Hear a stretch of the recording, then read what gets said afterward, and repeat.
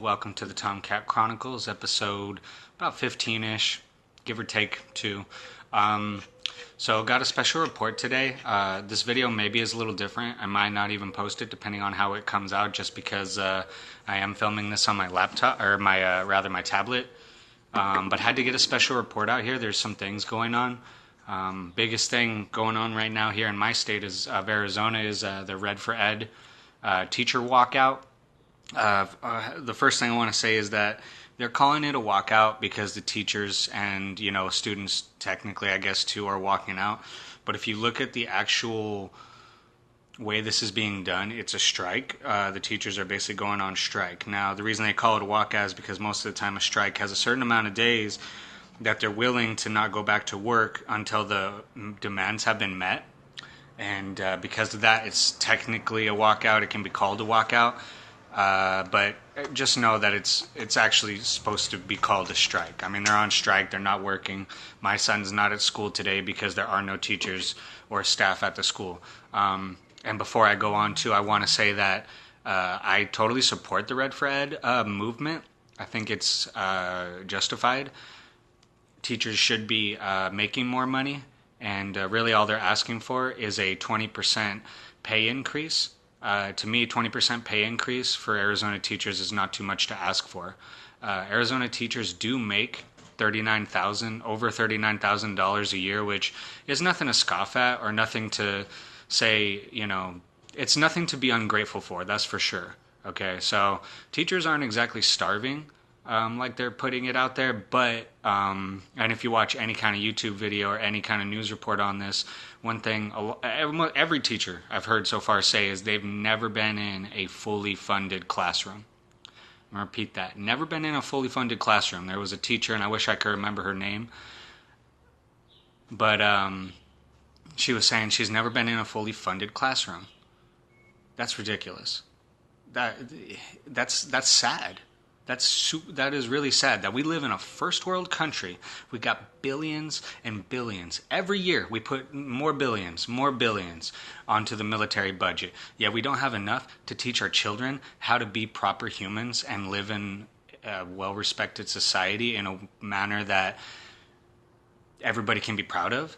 That's really sad. Like, think about that. Let me give you an analogy, okay? Let's do an analogy. So most people know about Plants vs. Zombies. If you've never played it, it's your typical tower defense game. Basically, you've got a field, and on one side you have certain plants that shoot pellets. You have certain plants that shoot freeze bombs that slow enemies down, and on the other side of the garden, you have these zombies that are trying to get past your plants to get past the field, and the whole point of the game is you set up plants to stop the zombies from getting to the other side of the field, okay?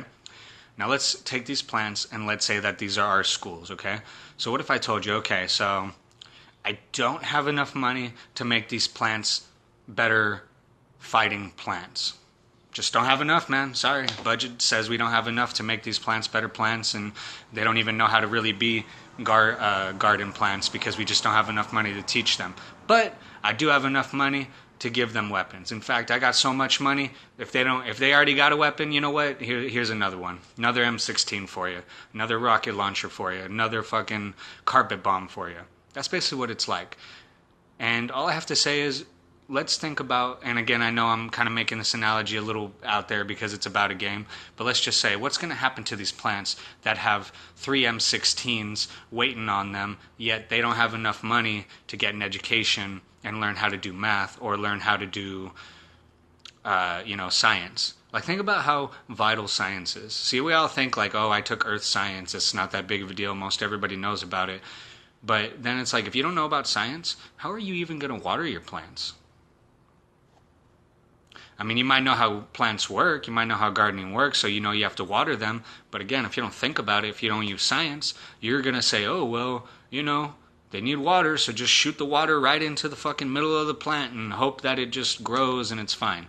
It's not the way it works. It's not the way it works. Anybody who's watered plants enough knows that you got to kind of, and every plant is different too, by the way. Sometimes you got to trickle it, sometimes you got to give it a sprinkler effect where you kind of scan it and then, go back and forth.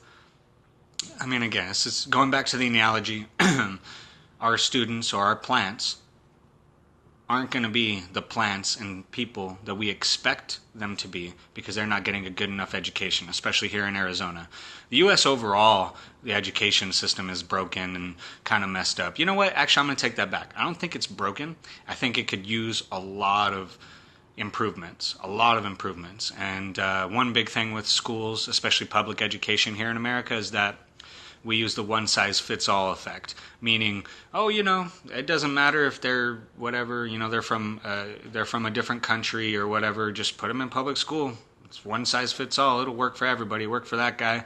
Work for me. It'll work for him. And unfortunately, as we've seen time and time again, anybody who's been through the school system, I think probably most people could argue not even public school. I think most people could argue even private school is not good enough with recognizing, accepting, and really, really seizing upon the uniqueness of every student. Now, I get it's a hard thing to do because, one-on-one attention requires more time, more money, more staff, more everything.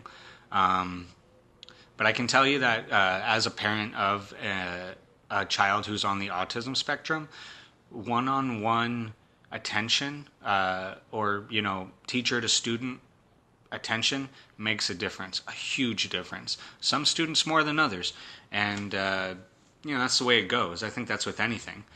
You teach a kid to ride a motorcycle. One kid is going to get it in a day. Another kid's going to take a whole week, maybe even 2, to really kind of get it. So everybody's different. I think our education system could use a lot of improvements. One big one is, again, more one-on-one time, more staff to make that happen.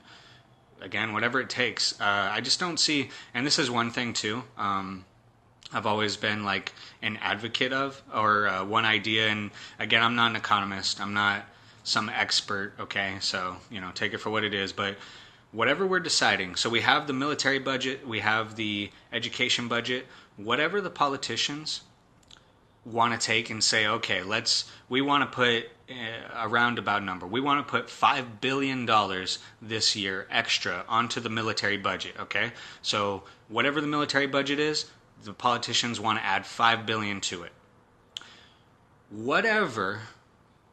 My idea is whatever they want to add to the military budget, whatever that number is, whether that's $5 billion, $10 billion, or $500 billion, half that. So if it's $5 billion, take $2.5 billion and give it to education. If you want to give the military budget $10 billion rather, take $5 billion of that, half of it, give it to the education budget.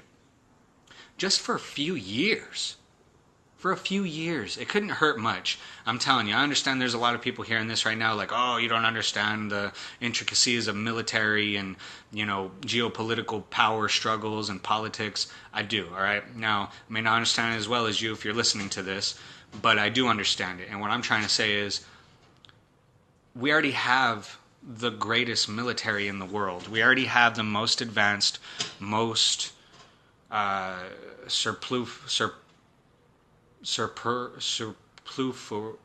my god, I'm not even going to try that word, superfluous, there we go. We already have the most superfluous military in the world, meaning we have the biggest military, we have the most advanced military, and by many people's arguments and debates, we have the most deadly military. Because we do have the most nuclear bombs. We do have the most Black Ops forces. Now, Russia gives us a run for our money on both of those things, but we got more and we got better shit. The Russians admittedly do have some better military-type weapons than us as far as advancements and as complications go. But again, that's all, that's all besides the waypoint at this point anyway, because let me put it like this, U.S. drops one thermonuclear weapon, the whole thing is over. And if you've never heard of this theory, it's a mutually assured destruction theory where if one country launches even one nuke, the other country is going to launch 50 or 100 or however many they've got. They're going to launch that and it's just going to wipe everything out. The U.S. is going to see, well, we launched one, they launched 500, we need to launch 1,000 now. And basically the whole thing is just dead once someone decides to use a nuke. But going back to my point, we have the most advanced military. We have the most superfluous military. We have the most populated military. Actually, you know what? That's not true. I'm going to take that back. We don't have the most populated military. I do believe China does. But you have to understand, when you're talking about a Chinese soldier, they're like 10, maybe 20 years behind an American soldier. And I know in the infantry field, that really doesn't make a difference. It means maybe your gun's a little more advanced. You got a few little more gadgets to help you out. But it does make a difference. Believe me, it does, especially in today's world. So with our military being that way, we really don't need to be adding to it, I would say, for at least a couple years anyway. But I'm not even saying don't add to it at all. I'm saying take whatever you were going to add, politicians and legislators, voters, take whatever you're going to add to the military budget, half that, put that in education. They need it more, at least for right now. I'm telling you, they do. You put in, if we could put in even $2 billion into the education system, you would see results immediately. Immediately. And yeah, after a while, you know, like anything the government does, it might get bloated. It might be unnecessary, and you might see a bunch of kids not appreciating all the money that we've added to the budget.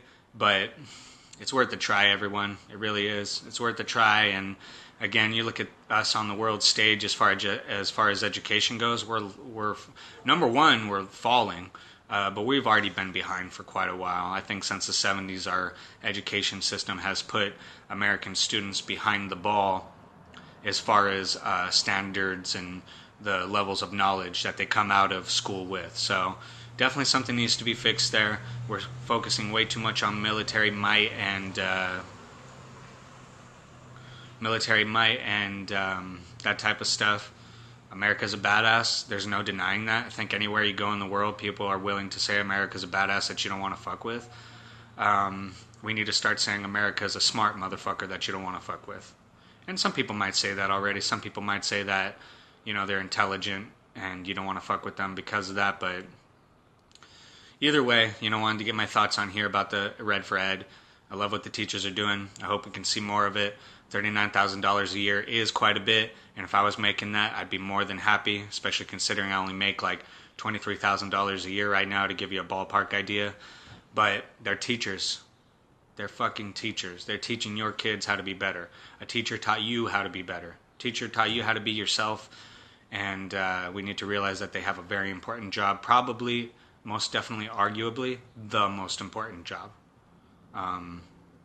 So yeah, any of the Arizona teachers that happen to listen to this, or anybody that knows one, tell them, you know, my hat, bandana's off to them. More props to anyone who wants to protest for the right things. And I'm the type of person, too, I love protesting. Not personally. I've never actually been to a real protest holding up a sign or anything like that. But the idea of it is awesome. Non-violent political protest is a righteous thing. And we need to start treating it like it is and appreciating it like it is, because that's the only way it's going to be looked at it that way. So, yeah, great job, Arizona teachers. Hope more people jump in on it. To give you some statistics, wrap this up and get on to the next topic. Arizona teachers make a little over $39,000 a year on average, whereas teachers in Rhode Island, and I understand Arizona, Rhode Island, two totally different states, but teachers in Rhode Island make over $74,000 a year. That's almost double what Arizona teachers make. So how can you go from one end of the country making $74,000 a year to on one end of the country making $39,000 a year? Are the students in Rhode Island that much more important, that much more valuable, that much more whatever, that they deserve, their teachers deserve to get paid more? The answer is no. The answer is no. It's just how the legislators have decided to deal with, the budget. And we need to fix that. So get on your legislators, hold them accountable. Governor Doug Ducey, who's the current governor of Arizona right now, I don't think he's done a terrible job necessarily. I know a lot of people are going to hear that and hate me for it, but it's a tough job. I don't think he's done a terrible job. He could certainly have done a better job, though. Definitely could have certainly have done a better job, but I'm pretty sure he'll be voted out. I don't know who our next governor will be, but I do hope that they do a better job with Arizona teachers and how they're getting paid. And by the way, too, the last time Arizona teachers have gotten a pay raise was in 2008 when they protested. So no matter what, it seems like in this state, if you want to get what you want and you're a teacher, especially when it comes to your pay or even funding in any of the schools, you got to protest. So again, congrats, Arizona teachers. Continue to do what you're doing. You know, fuck the haters. They don't know your plight and they don't know what's up.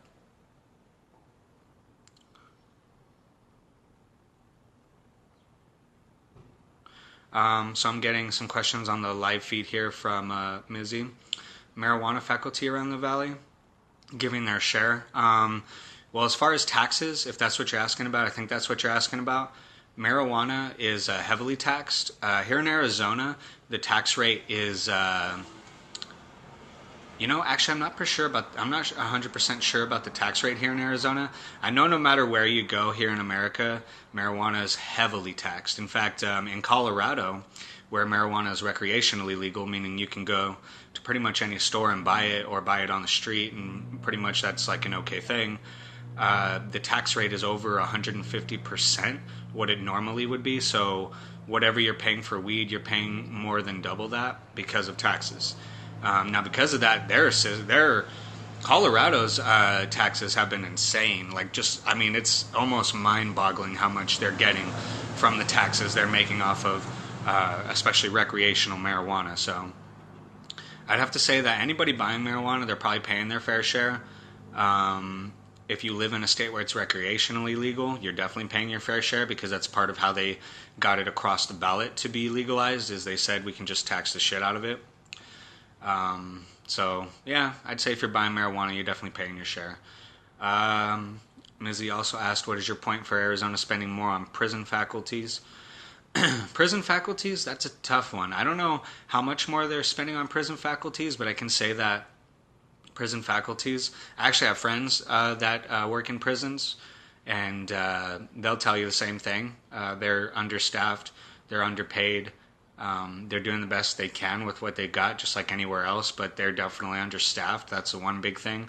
I'm not sure about underfunded. I'm pretty sure our Arizona prisons are pretty well funded, even though I've heard some people make big arguments with that, especially when Sheriff Arpaio was in office, which he's not anymore, much to the delight of many Arizonans. A lot of people said his jails were underfunded, so yeah.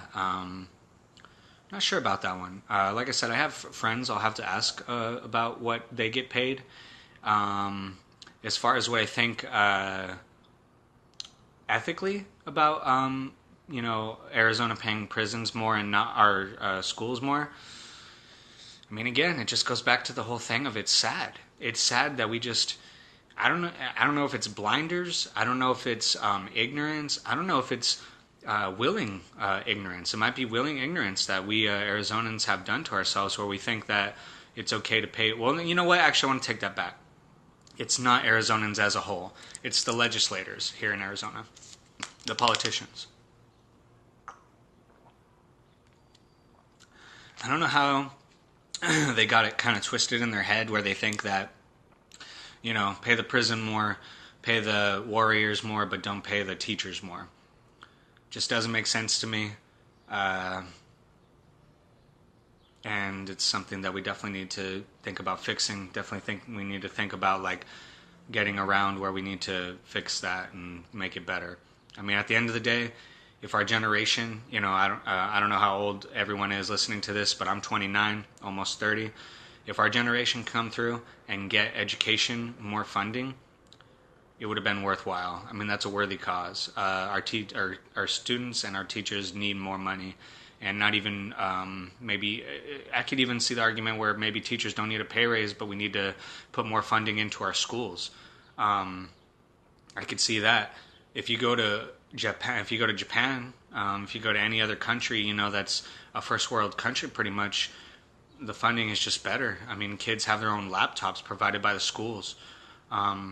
I could see that being a bit excessive by some arguments, and I'm not saying every student or every kid needs their own laptop provided by the school, but it'd be nice to have a few schools that have that option, or at least a laptop that while they're there at school they can use. I think we need to fix this, and if you're a voter, like I am, remember, voting has an effect. even if you don't believe in the voting process, like let's say you're the type of person that you believe, you know what, voting, it's all bullshit. You could vote as much as you want and it won't actually have any effect on it. I want to tell you this argument, and I hope I can at least make you think about it a little and maybe even change your mind. If everybody, so I'm saying 100% of the people, everybody, you went outside and you met with your neighbors, your friends, your family, you called them on the phone, you got on Facebook and started typing up messages. If 100% of people in America went out and voted and we didn't get the results that we wanted, there would be riots. I would riot. If everybody around here said, you know what, I did vote. I voted for this. It didn't happen. You voted for this too? You voted for that too? Everybody agreed. Yeah, we all voted for this. How come it didn't happen? That's a riot right there. Bam, a riot. Even if it's a peaceful one. The government doesn't want that. That is how a society breaks apart. Is the general population finally figures out they're not getting what they want. They're getting tricked. And, you know, that's how insurrections happen and violent protests can definitely break out when that happens. If you think Americans will protest violently, turn over cars, burn buildings for a basketball game, but not when everybody gets together and says, we all voted for this, how come it didn't happen? You're fooling yourself. You're fooling yourself. Okay? I know everyone looks at these basketball game protests and riots as like, oh, those people are so stupid. They're so this, they're so that. And believe me, I've had those thoughts too. I think we all do, especially if you're the type of person who wouldn't violently protest because your team won a basketball game. But if you think people will do that for a basketball game and not for something righteous, especially when they can be convinced 100% that change was supposed to take place, you're fooling yourself, man. People are smarter than that. It might not seem like it at first, and they might need to be told in a certain way that they're getting fucked. But believe me, people are smart, and they'll figure it out. You know, yesterday I was talking with a friend about this new Avengers movie that came out, and it broke some crazy new record, something like over $640 million the opening day, which is, my fucking God, that's like, that is mind-boggling to think of that amount that people spent to go see the Avengers. But we were talking about this the other day, and we started talking about how I don't like the new Spider-Man. And it's not even that I don't like him necessarily. It's just that I grew up with certain Spider-Man movies that came out, and I thought those were awesome. I thought they were great enough. Tobey Maguire was a great Spider-Man. Yeah, in Spider-Man 3, he got a little corny. But that's the way the movie was supposed to be. If you didn't like it, sorry. I don't know what to tell you. But I thought those Spider-Man movies were great, and I don't like the new Spider-Man movies just because I feel like I shouldn't have to go see them. Like, we already have good movies. Why did they go back and make more? Which, again, boggles the mind of why anybody would spend a lot of money to go see a packed movie opening day. I don't understand that. I might go 2 weeks after it's out and have the same experience as you. But anyway, getting back to my point. In the first, I think it was Spider-Man 2. In the second Spider-Man movie with Tobey Maguire, there's a part where Spider-Man's like getting fucked up by by Doc Ock or Green Goblin. I don't even remember anymore, to be honest. Either way, one of the Spider-Man movies, Spider-Man's getting fucked up by the villain, and all these New Yorkers start throwing shit at Green Goblin out of a train because they say, you know, if you want to fuck with one of us, you have to mess with all of us. That's mob mentality. That's what causes those protests after those basketball games, is mob mentality. Mob mentality is a dangerous thing, and the government knows this, so just realize that we have more power than we think we do. It might seem intangible and so distant, especially in peaceful times like these, but I'm telling you, something different happens in a heartbeat. It could change, thanks to mob mentality. And again, people think of mob mentality as, oh, people are so stupid, they'll just get together in a mob and do what the other one does. It is in a way, but in the yin and yang, which is something you'll hear a lot on this podcast, hashtag yin and yang, it's very smart too, because if you look at animals in the wild, zebras, why do they have stripes? The point of zebras having stripes is so lions can't pick one out and don't know which one, and they get confused when they're trying to hunt down a zebra. Mob mentality is the same thing. And people look at it as like, oh, people are just dumb, they're doing what everybody else does. But it's smart. It's smart. That's how survival works. You do something that might not make sense or it doesn't seem like it has a powerful effect or a life-saving effect, and you do it and you get through it and you survive. So, all right, well, those are my main gripes that I had to get on here. Red for Ed, hashtag Red for Ed, go Arizona teachers, go more teachers, trying to get more pay and more power. There's a lot of greedy cunts out there, even if you don't believe in an Illuminati in a traditional sense. And no, if you've heard this podcast before, you know already when I say Illuminati, I don't mean the actual Illuminati. I mean the G20. I mean the World Summit. I mean the Bilderberg. I mean all these businessmen and powerful motherfuckers that got way too much money and way too much power to even know what to do with. Those are the real Illuminatis, and they don't have this world from us yet. They might think they do, and they might be tricking some other people that they might have the power, but really they don't, okay? You and I got the power, and without us, they're nothing. Without us, they're nothing. Without them, we're something. We have a society. We have a place to stay. We got things going. We got a system. Without us, the normal people, Illuminati cannot exist. And I guess I'll end with this point. Good by itself can exist, meaning if everything was just good all the time, and I know that's not the ideal way to live because God didn't make us that way, but it could exist. People could only ever do good and positive things, and the world would still go on. On the opposite, if everybody only did negative and destructive things, the world could not go on because eventually we'd destroy ourselves and maybe even the world itself in some form or fashion. So I want you to take that into account. We all got a little bit of good in us. We all got a little bit of evil, but one cannot exist without the other. And at the end of the day, you should be trying to make the world more positive than negative. So stay up, stay positive, Positive Squad. Thanks for tuning in. Hope you check out the rest of my podcast. This will be up on YouTube later. If you want to check out more of my shit, if you're interested in what I say, please give a like, give a comment. THC High Five on Twitter, Facebook, Instagram, YouTube. Pretty much anything. You can find me at THC High Five or Tomasu Kush, Tomasu Kush. Shout out Arizona. Shout out Arizona teachers. Love y'all. Positive Squad, stay up. Peace the fuck out.